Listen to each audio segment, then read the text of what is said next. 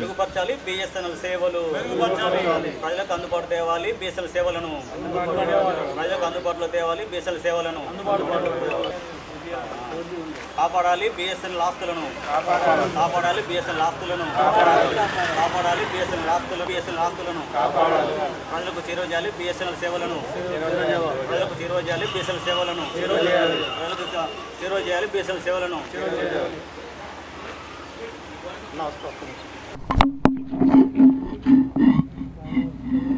ఇవాళ ప్రపంచ టెలికాం రంగంలోనే బిఎస్ఎన్ఎల్ అనేటువంటిది ఒక సముచితమైనటువంటి ఒక గౌరవమైన స్థానం.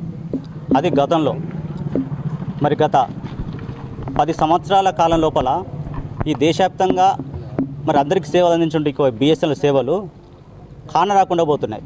చాలా దౌర్భాగ్యం దురదృష్టకరమైన విషయం. గత 10 ఏళ్ళ మరి బీజేపీ పాలన లోపల బిఎస్ఎన్ఎల్ వ్యవస్థ బిఎస్ఎన్ఎల్ సంచార్ నిగమ్ లిమిటెడ్ అనేటువంటిది చిక్కి శల్యమై ఒక శవంగా మారింది.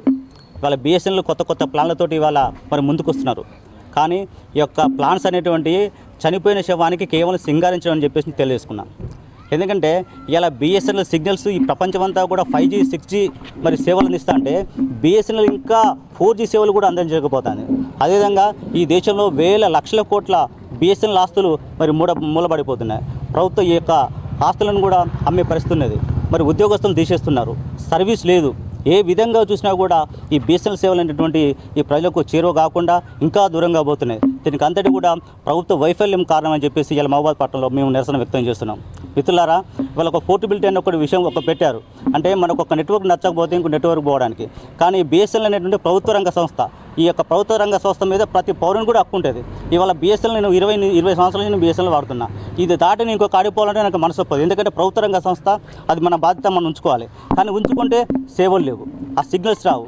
చాలా ఇబ్బందికరమైన విషయం. పెద్ద బిల్డింగ్లు వెనక టవర్ చూడండి, 5-6 అంతస్తుల బిల్డింగ్ కావచ్చు, 5-6 తాడి చెట్ల టవర్స్. అంటే ఏ యొక్క కంపెనీ కూడా లేవు.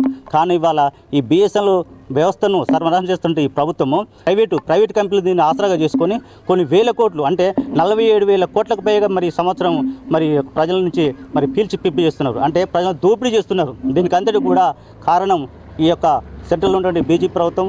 కాబట్టి ఇప్పటికైనా కూడా ప్రభుత్వం ఆలోచించాలి ప్రజలు. ఎందుకంటే ఎంతోమంది ఇవాళ డిజిటల్ సేవలు కావచ్చు, ప్రతిదానికి కూడా నీకు నెట్ లేనిది, సెల్ లేనిది నడవదు. ఇది సెల్ ప్రపంచం.